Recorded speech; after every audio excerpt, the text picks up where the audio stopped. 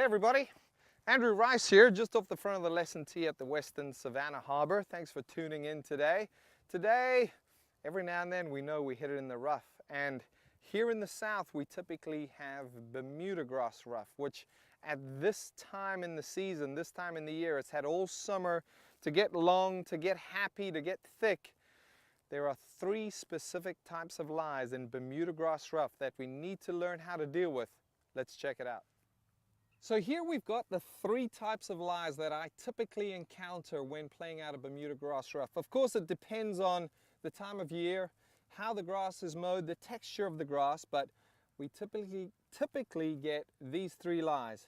I call this one the good, sitting up on top, the bad, where it's halfway down in the column, and the ugly, where that's one you can lose even if you're standing a meter from the golf ball. It's really down in there, it's gone all the way to the bottom.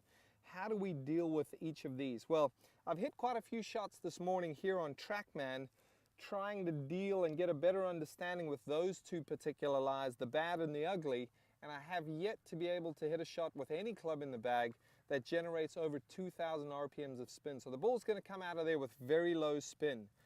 For the ugly shot, the only way to safely advance the golf ball is to take a wedge. No matter what the situation, no matter if it's the last hole and you're 1 back, you need to hit a wedge out of there. There's simply no club in your bag that can do a better job for you out of that ugly, buried Bermuda grass lie than that one in my hand.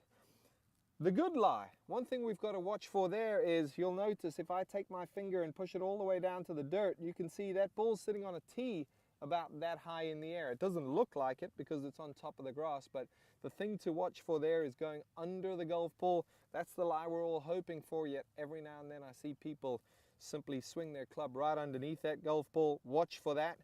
This one here is the challenge, the one that at least provides me with the biggest challenge, because the ball's going to come out hot, it's going to have very low spin, it's got high ball speed, it typically doesn't get very high in the air. My experience with this shot is that it'll land sooner because it doesn't have the spin to keep the ball aloft.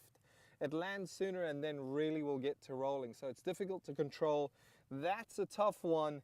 You can hit a variety of different clubs there, certainly any club you want here. Watch for going under it, and this one is limited to the wedge. Let's try a couple. I'm going to use a 5-iron to hit the good lie with. I'm going to use an 8-iron to hit the bad lie with, and I'm going to use a wedge because there's really no other club that'll work better than that for me and help me advance the ball controllably down the fairway better than the wedge for that ugly lie. So let me get rid of the wedge and the 8. I like to hear that ball sitting way up on top of the grass. I like to make a couple of swings, just trying to feel like the sole of the club just nicks the tops of the grass as it goes through, because I want to make sure I don't get under it. Don't change my setup or my swing at all. I'm just trying to make a nice centered strike here. That was good. Nice straight one too. Just got to watch for going under that shot. Here's the 8-iron. What I find with this is going to be that flyer type lie. I can certainly tell that I'm going to get some grass trapped between the face and the golf ball. That's going to decrease my ability to control it. The lack of spin is going to typically keep the ball quite low. But every now and then, and this is the challenge with this type of lie, every now and then this ball will really jump. It'll get aloft and it'll go a lot further than it should. Let's see what happens on this one. Certainly you can't see the flight, I get that, but I'm just going to do my best to report to you what I see. Go for a nice solid hit with an 8. Oh, yeah. I think the thing we can see there, the ball got up. If you look closely, I hope you can see that, the green schmutz left over on the club face there. The ball got up quite quickly and then seemed to almost plummet out of the sky. I know it had very low spin. When it hit, it was certainly still on the move. The pitching wedge, and feel free to take a sand wedge if you would feel more comfortable with this one. I am not here, because Bermuda grass is not inherently long, okay? It's relatively short, so as a result, I don't feel the need to change the ball position. If you're playing out of some really long rough, Let's get that ball back so we can get the club head traveling up and down. This grass, as you can tell, you can still see my whole shoes. It's not that long, but it really does prove to be a challenge. Pitching wedge, I'm really going to do what I can to keep the face square through here. I don't think you can even see this ball. Trust me, there's one in there. Let's give it a go. This is going to go 80 to 100 yards. Oh, just dead as can be.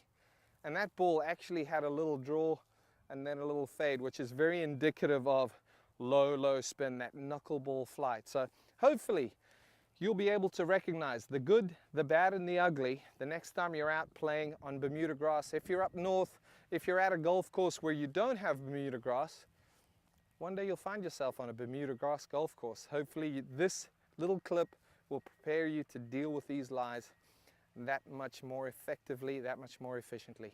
Thanks so much for watching. I appreciate your time.